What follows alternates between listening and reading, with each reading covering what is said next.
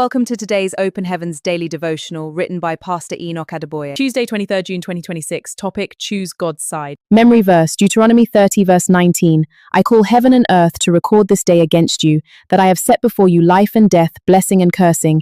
Therefore choose life, That both thou and thy seed may live. The Message. As we see in today's memory verse, God has set before everyone life and death and blessing and cursing. You may say that you choose life and blessing, but truly it is your daily actions that will reveal your actual choices. In life, there are no little decisions or actions. Every action a fellow takes determines whether he or she is choosing life or death.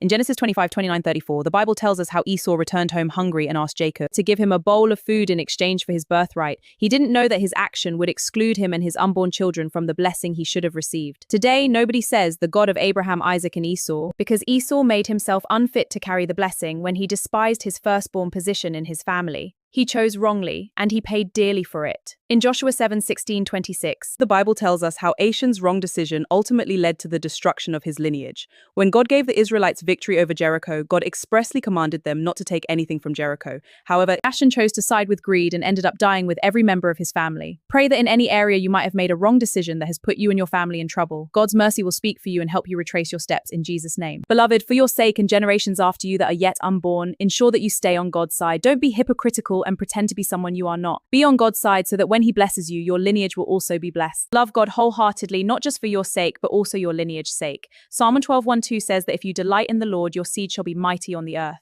This means that your descendants will not be ordinary.